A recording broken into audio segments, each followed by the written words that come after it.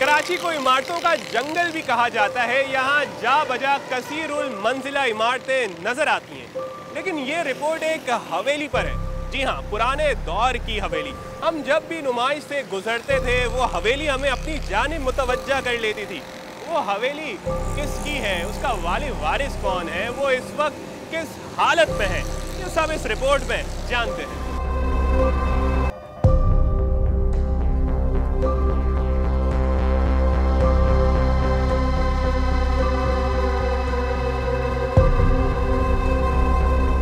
ये हवेली की हालत देखकर आपको अंदाजा हो गया होगा, ये बहुत खस्ता हाल हो चुकी है। लेकिन जिस पत्थर से ये उस दौर में बनाई गई थी, येलो स्टोन से, वो आज भी सही सलामत है और इस पर जो नक्शो निगार बनाए गए हैं वो भी अपनी जगह मौजूद हैं। तकरीबन खस्ता हाल है, खंडर बन चुकी है, मगर जो इस पर बनावट है वो आज भी अपनी तरफ खींच लेती है।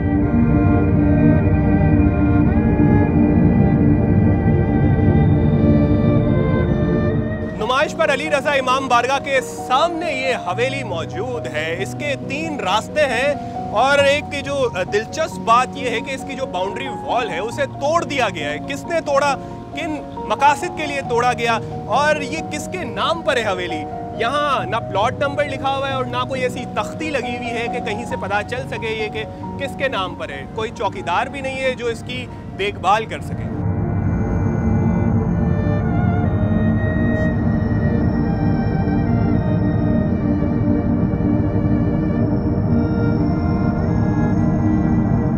हवेली की दिलकश तामीर गवाही दे रही है, इसे बनाने वालों ने बड़ी मेहनत और लगन से बनाया होगा।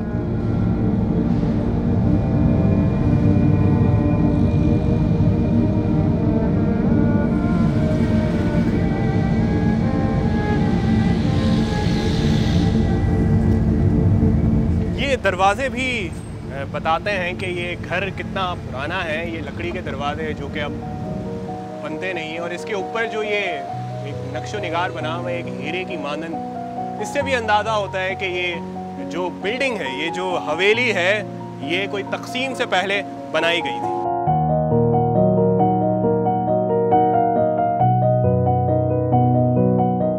एक कमरे जितनी ये बड़ी गैलरी है जिसे हम सहन भी कह सकते हैं और इसी के साथ दरवाज़ा है जिस पर ज़बरदस्त कुंदाकारी की गई है। पत्थर पर ये तराश खराश करके ये सारे फूल बूटे बनाए गए हैं और ये पत्थर का अगर रंग देखा जाए यहाँ तो ये काफ़ी पुराना हो गया है, फेड हो गया है, मगर यहाँ से आप देख सकते हैं ये पत्थर का असल रंग है। या तो बारिश का पानी इस पर गिरा है ज़्यादा तो इसकी वजह से ये रंग इसका पत्थर का ओरिजिनल है वो आज भी नज़र आ रहा है। और क्या कमाल, ऐसा लग रहा है किसी ने एम्ब्रॉयडरी की है, एम्बोस किया है और इस पर ये तराश खराश करके ये ज़बरदस्त सा आर्ट वर्क किया गया है।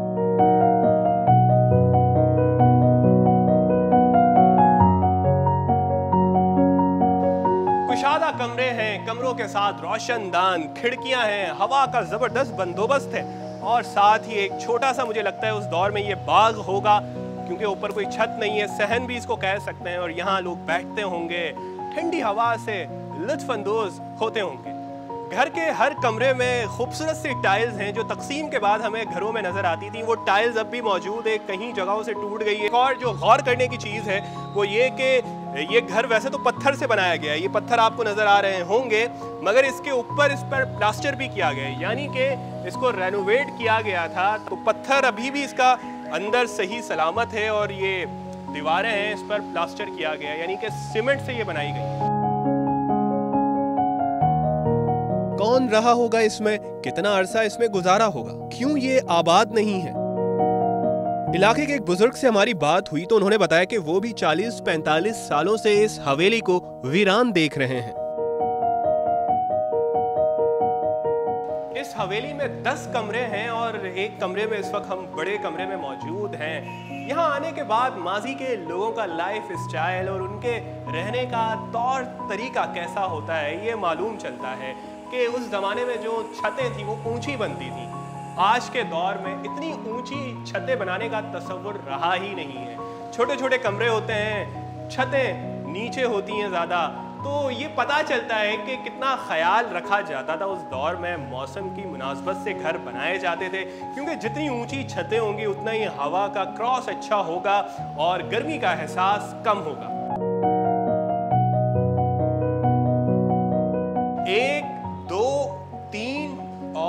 A4 ये कमरा है छोटा सा। क्या यहाँ पे होता होगा? कोई कह रहे हैं कि यहाँ पे बैठक हुआ करती थी। तो ये कमरा है छोटा सा जिसमें हमने भी देखा कि इतनी खिड़कियां हैं।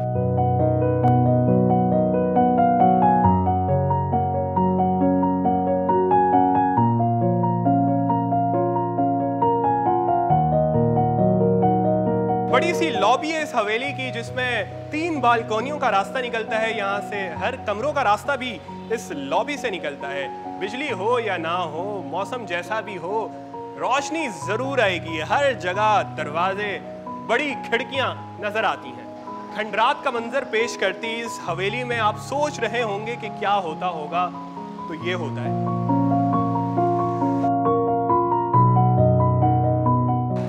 अपनी मखसूस तर्ज तामीर की वजह से ये हवेली उस दौर में काफ़ी खूबसूरत मालूम होती होगी। इसके अतराफ में नई तामीरात हो चुकी और ख़दशा है कि आने वाले वक्तों में कहीं इस इमारत को भी ना गिरा दिया जाए। कैमरामैन सनाउल्लाह के साथ शायान सलीम, सामा, कराची।